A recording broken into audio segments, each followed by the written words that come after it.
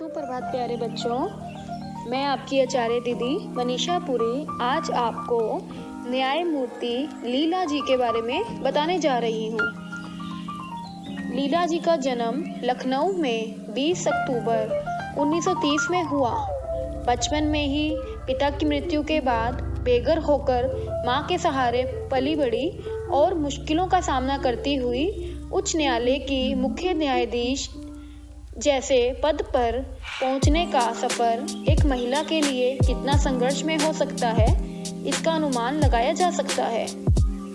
भारत की पहली महिला मुख्य न्यायाधीश रही लीला जी ने अंतर्राष्ट्रीय ख्याति प्राप्त लेखक विक्रम सेठ की मां है। लंदन में कानून की पढ़ाई सन 1958 में टॉप रहने वाली और 580 लोगों के साथ और रिजल्ट वो आया जिसका अनुमान किसी को नहीं था। 580 लोगों में एक महिला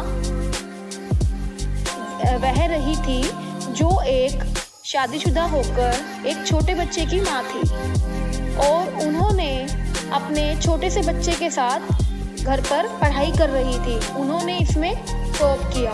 इसके बाद वे न्यूज़पेपर, मीडिया, सभी हर जगह पर लीला जी की प्रशंसा के फूल बांधे जा रहे थे। उन्हीं में से एक न्यूज़पेपर में उन्हें मदर इन लॉ की पदवी दी।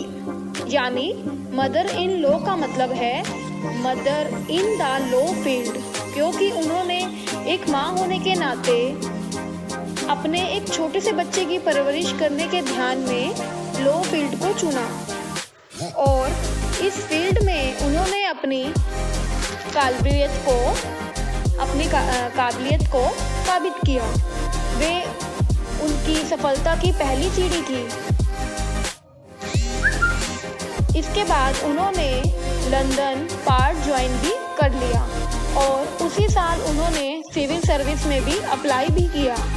इसके बाद प्रेम जी व लीला जी ने भारत वापस आने का फैसला किया और वह भारत भी आ गए और उन्होंने पटना हाई कोर्ट में प्रैक्टिस शुरू कर दी और वहां उनके साथ बहुत से भेदभाव का उन्हें सामना करना पड़ा, क्योंकि लोग उन्हें काम करने नहीं दे रहे थे। वह यह बोल रहे थे कि ये एक औरत के बस की बात नहीं है, पर उन्होंने हार नहीं मानी और 10 साल तक पटना हाई कोर्ट में प्रैक्टिस की। इसके बाद उन्होंने दिल्ली कोर्ट और सुप्रीम कोर्ट में भी अपने लॉ की प्रैक्टिस की और बड़े बड़े केस उनके द्वारा किए गए और जीते भी। उन्होंने अपनी सूझबूझ से उनको हल किया। जनवरी 1977 में सुप्रीम कोर्ट ने भी उनकी सूझबूझ को परखा और उन्हें अपना सीनियर एडवोकेट नियुक्त किया।